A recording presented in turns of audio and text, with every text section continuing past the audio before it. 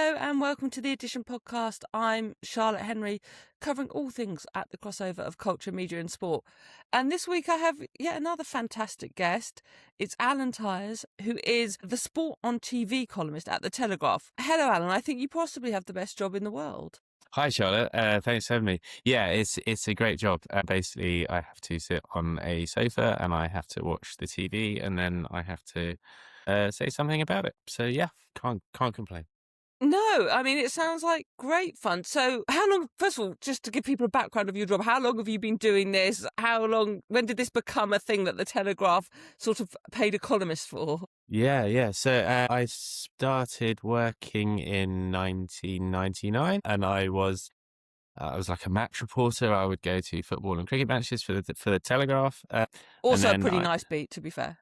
It was good. I mean, I loved it. Like the sort of thrill of going to, like, because you obviously get the good gigs. It's like going to like Barnsley on a Saturday and then getting the train back and getting your first edition newspaper from the stand in King's Cross and seeing your name there in 270 words of lumpen prose about Barnsley. football. Who doesn't want that?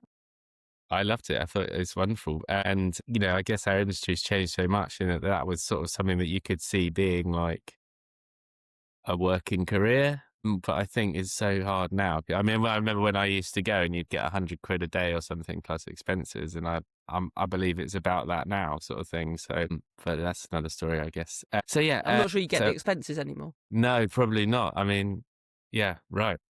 And then then the internet happened. So I went to work for Football 365, and I suppose that's more maybe in your wheelhouse, I guess, a bit, in that it was sort of, about football, but the intersection of culture and football, and it sort of came out of a fanzine culture and a magazine-y culture. That was just a wonderful place to work and a great time to work in something like that, because due to the vagaries of the stock market, we had a bank account that said we had loads and loads of money, and the company was valued at hundreds of millions. Prime.com era of publishing. Yeah.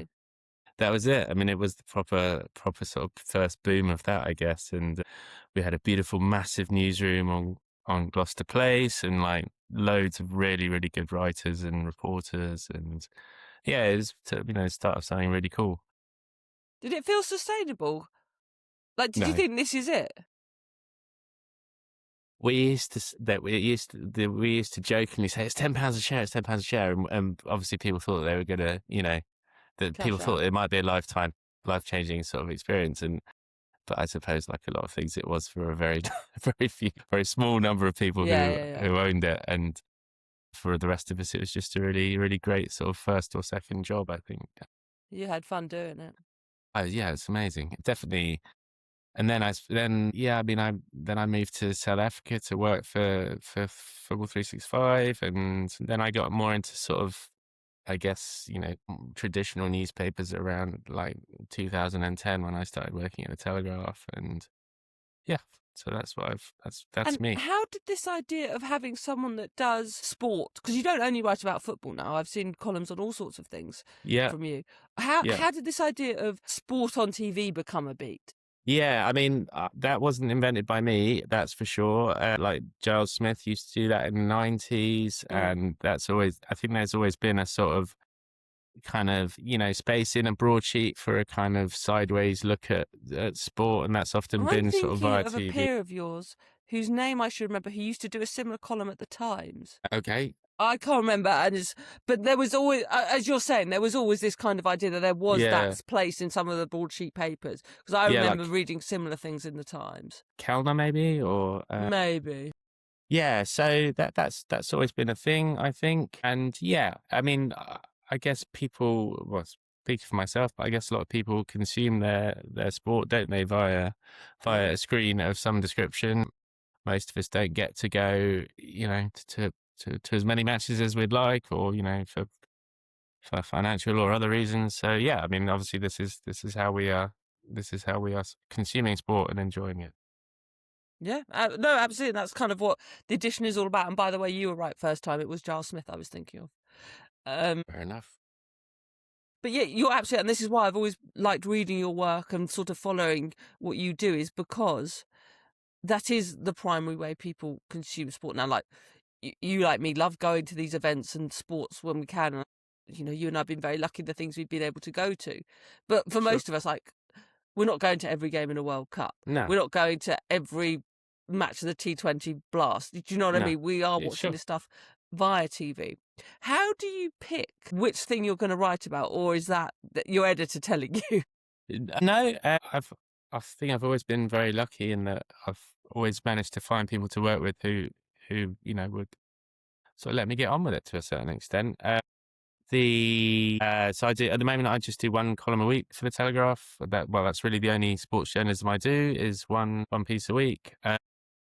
So there's I suppose there's an interrogation between what are the things that are going to get people talking and what are the things that are going to get people cross, because we all like a bit of that. And Or what have is got you crossed, presumably. yeah, or what is the big thing of the weekend? But it's nice to take the lesser trod path as well sometimes. Like, I always love writing about documentaries, or like Netflix have got some interesting looking things out at the moment, for instance. Like there's one about Vinnie Jones that I'd like to watch and write about, but so I suppose The Jamie it's a Vardy one is apparently very good. I haven't seen that yet, but I'd like to watch that. But yeah, so I guess but if you're a writer and you try and read a lot and consume a lot of stuff, then hopefully you develop some sort of hinterland or way of looking at the sport in a context that isn't just necessarily about Smith has kicked the ball to Jones. And so so I think the brief I've got is, I'm very fortunate in that you can talk about art or music or writing or something, as in terms of sport, as well as just sort of covering the action. And I have to ask you, it's a bit of a cliche question, so forgive me, but do you have a moment that stands out that you were watching on TV? We all have our moments of in the stadium, what our favourite thing was. What was the thing you were watching on TV that was your standout sporting moment? I can tell you a couple of mine. Lucas Go on. Moura's third goal for Spurs against Ajax is obviously one. Right, okay. That's good. Of course. I think probably the last bit of Super Saturday at London 2012, because I don't think you're ever allowed to discuss sport in the UK without mentioning that day. I think is Mo Farah winning and crossing the line and sort of completing it all was for me one of those pretty amazing moments. Yeah. So go on, for you, what are your standouts? Well, one of the things I did for a while was doing live blogging for the Telegraph, and I was doing the live blog for Super Saturday. That was, if I think that's a great format to work in if you like sport and you can type quite quickly and you want to share that with people. I loved doing that, so I was doing the live blog for that. That was really exciting. Also doing the opening ceremony coverage, I've always enjoyed doing live blogs of that. You get to sort of make a few jokes and have a good time, and I loved doing the opening ceremony of that, the London Games. That felt like to be involved in the most tiny way in a massive cultural moment of joy for our country. And I think probably the thing I've watched on TV the most in the last 10 years that I've enjoyed was Hibs beating Rangers in the Scottish Cup final in 2016. So I'm a Hibs fan, but I couldn't go to the game, which is a source of great sadness, but I did at least get to watch it on TV and see my fellow Hibs fans singing Sunshine on Leith, having defeated the forces of darkness at Hampden. So that was, those are probably my two moments. And you probably enjoyed watching on TV a couple of weeks ago as well, as Celtic stopped Hearts winning the Premiership title. That's a very strange experience, actually, because sort of watching because obviously Hibs are playing at the same time or around the same time, and you sort of, you don't really want to be watching matches hoping your team's not going to win, but then sometimes needs must. And it was a relief. But as I imagine it was as a Tottenham fan at the weekend. Yeah, slightly different vibe. Watch it, yes. But yes, relief is exactly the word from the weekend. Taking a deep breath. And we do consume sport in a different way when we're watching it on TV. And you've made the point, there is so much now on TV. It's, that's how tickets are so expensive. There are just so many events, you can't possibly go to them all. the sort of centralising way we consume sport is television now, in a way that it wasn't. Well, I mean, it's been a couple of decades now, but it has changed. Hmm. Everything led towards TV. We're going to discuss the World Cup in the second part of this episode. And, they're even splitting that up essentially into American style sporting quarters, aren't they? The World Cup matches, which I'd forgotten. And again, that's for TV, isn't it? The whole thing now is drawn to the TV. Or we're not going to debate VAR because it's a nice sunny day and we don't need to wind ourselves up. But again, the TV audience benefits more from VAR than the people in the stadium. You can see more, you get more information if you're watching on TV. Yeah, sure. Everything is through that prism now, isn't it? Yeah, and I think like the coverage, like the Sky Sports cricket coverage, is so good that, for instance, that I personally would rather watch a day of a test on the TV than go, I think, now to Lords or the Oval or whatever, just because, I mean, I like to go to the county cricket, but Not much beats a day at Lords for me, but I understand your point.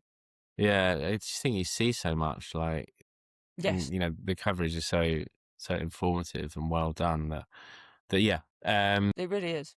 yeah, so that's right. Yeah, I mean that is the lens through which you view everything. And fans complain, don't they, that they're having to travel from Newcastle to Southampton on on a Sunday evening or whatever because of the TV games, and that is the thing that dictates the It actual totally sport. dictates So all the scheduling of everything.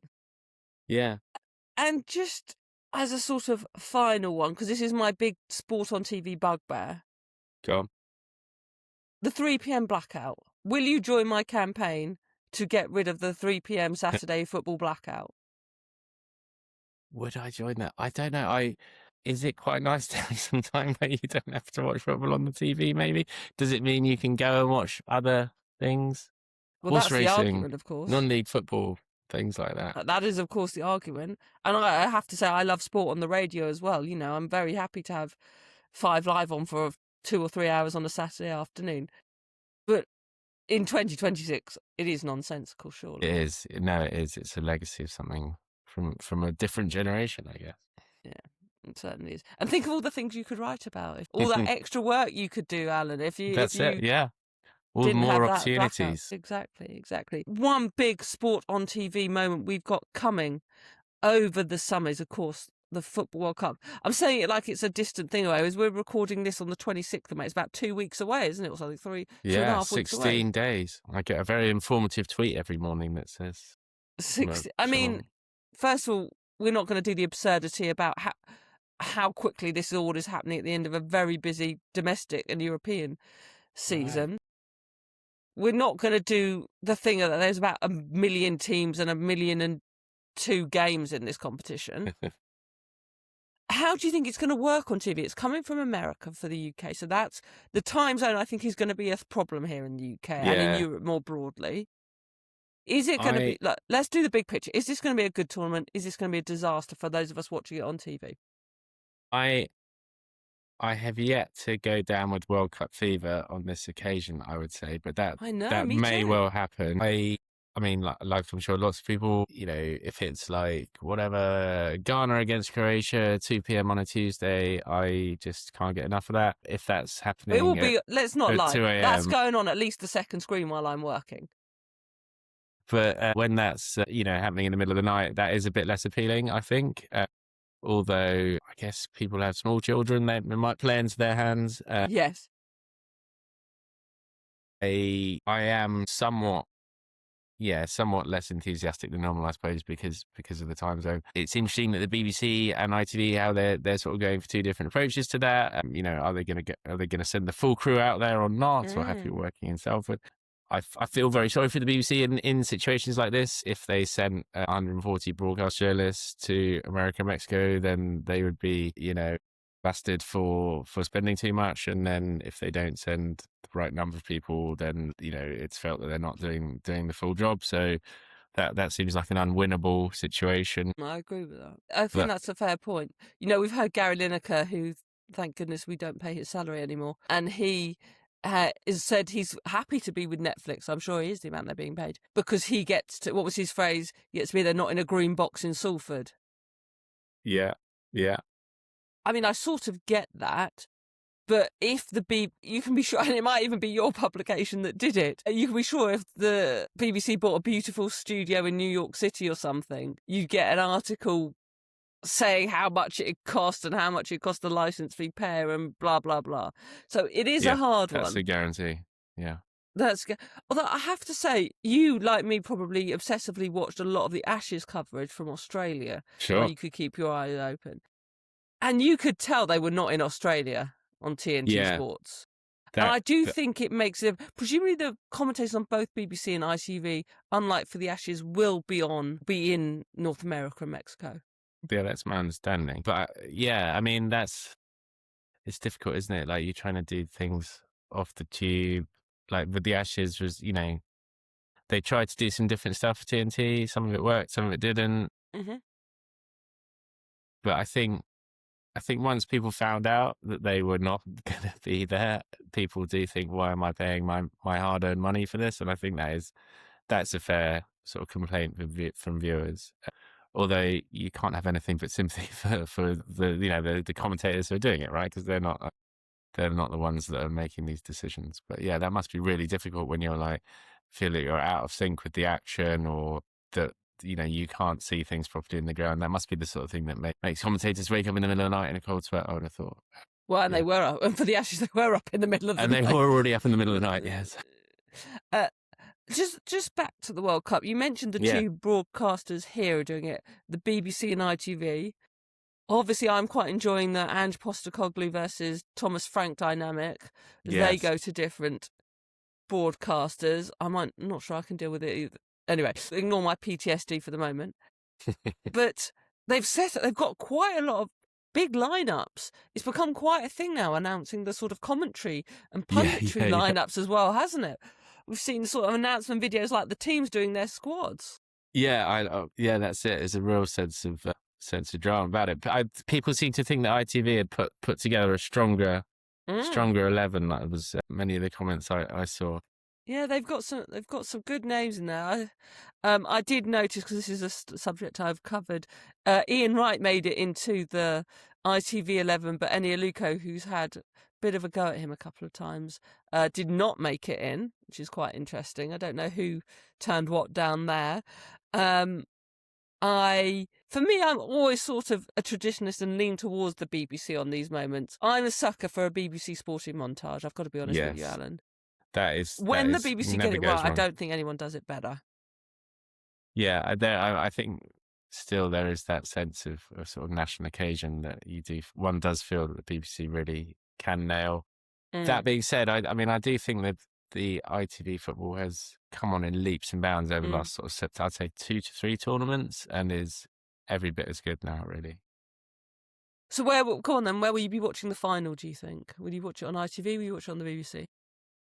I think I'd probably watch it on the BBC, Charlotte, to be honest. I know, you're a traditionalist like me. And how do you think the broadcasters are going to keep the excitement from these games? Particularly the group stage, I'm thinking of. Look, when it gets to the knockouts and the quarterfinals and it's all or nothing, the stories do themselves. It's fine. Yeah. How are you going to keep these broadcasts going to keep the excitement for Curacao versus, I can't remember who they're playing, but you know what I'm getting at, and I'm being a bit disingenuous. Yeah. In the UK, that might be at 2:00 in the morning. How are they going to keep this vibe going? That's a good question. I think the event takes on a magic of its own, I suppose. And I suppose that I wasn't massively excited about the Qatar World Cup beforehand, and it turned out to be one of the best sort of, sport in terms of sport, one of the best we've had recently. Probably the best final in my lifetime, I would say. And build it and they will come, I suppose. Well, and that is the thing, because you're right. I think before Russia and Qatar, we were all quite cynical, weren't we? Yeah. That this was not going to work, particularly Qatar in the winter, halfway through a season. Was everyone in the mood for it? Yeah. It was winter, wasn't it? It was over like Christmas. Yeah, that's right. Yeah. I had totally forgotten that. Yeah. And it was this bizarre... Well, the fact you've forgotten about it is quite telling, really, because it just sort of took on, as you say, took on its Yeah. own life once it got going. I'm very interested in how this all. Like you, I don't think I'm fully diagnosed with World Cup fever yet. I think the politics of it is kind of dampening it in some ways. Sure. I think all the stories we're getting about how much it costs, because even so much of the TV version of these events is the atmosphere coming from the crowd. Even if you're not in the crowd, right? Right. You know, we'll get, hairs stand up on our skin when we hear a vuvuzela still, right? That noise of that summer where it was just on the TV the whole time. Yeah. But Yeah, I mean, that stuff is part of the broadcast. I'm not sure we're getting that this time. it doesn't immediately sound like it, does it? If people are having to pay, $4,000 to go to, a dome in New Jersey that's miles from anywhere. But I don't know. Perhaps it will all be all right. I don't know. And as you say, these things often are all right on the night. But in terms of, again, the coverage of it, I really do think it's going to be interesting to see how they manage all these various dynamics. Because also, let's be honest, watching a game from Mexico, the few games they've got, going to be very difficult, as you say, from the Dome in New Jersey. You Yeah, get an atmosphere in Mexico coming through your screen. absolutely. Yeah.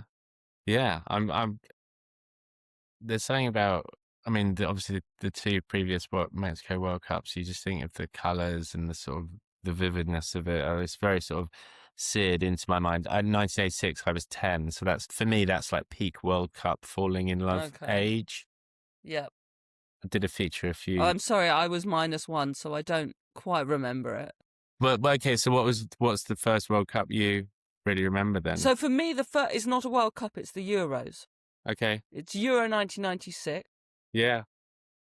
And this is a complete sport on TV moment. I can still remember Paul Gascoigne ending up in the back of the net in golden goal extra time without the ball. Yeah. People think about Gareth Southgate's penalty. I remember 10 minutes before, or whatever it was, as Paul Gascoigne slides across to score the golden goal that would have sent England through. The game would have ended.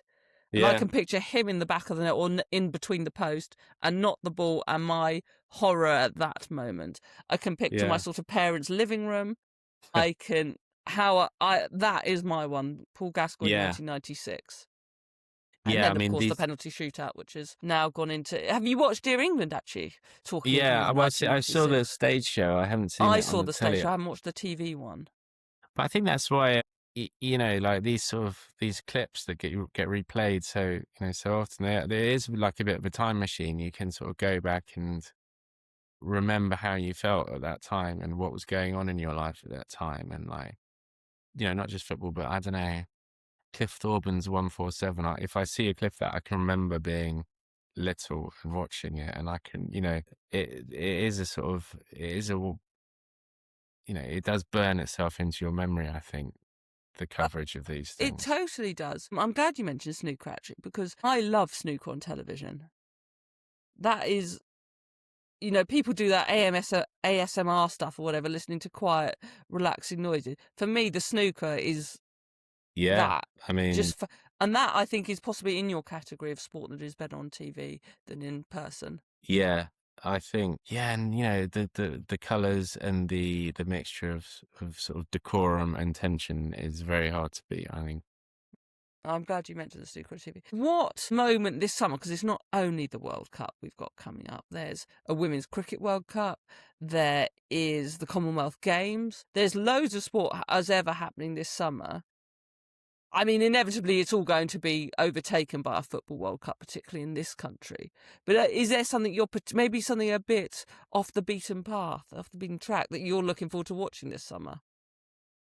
I love watching Royal Ascot on ITV. I just find it, it's really good broadcast. I think those guys do an amazing job, and they're so good at I think Ed Chamberlain and those the rest of those guys are very good at sort of bringing in all the different elements of the sport, like which Royal Ascot's a good example of, I suppose, in that, like, if you speak to 10 different people, they're there for 10 different reasons, kind of thing. Like there's the fashion, and then there's the sort of, the sport, the money, the culture, the royal thing for people that are into that. Yeah, so that's always a real broadcast highlight of the summer for me. Yeah. Very good. I think my off the beaten track one is usually the Tour de France, which I love. I Nice. love Yeah. live cycling. I'm probably going to put on the Giro d'Italia as soon as we finish our conversation, and that's always that's a funny one because there's often very dead moments in the game, in the day, leading to sort of absolute chaos at Yeah. certain points, which is an interesting dynamic. And normally in both the Giro, well, in all those big Grand Tour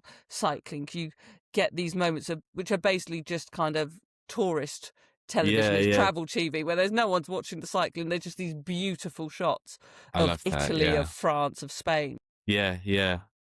That is a really nice thing to have on in a warm afternoon at home, isn't it? Actually, yeah. I will also put that Gorgeous. on.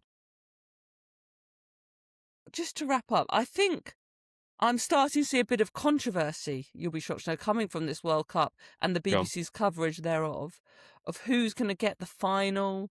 Because there's now this dynamic, isn't there, between Kelly Cates, Gabby Logan and Mark Chapman, Yeah. who I all think are fantastic broadcasters in their own right, actually. Yes, they are. Yeah. But obviously there's going to be a call who gets the World Cup final, who gets this England game. I think that's going to be a bit of a rumbling story for you and I over the summer.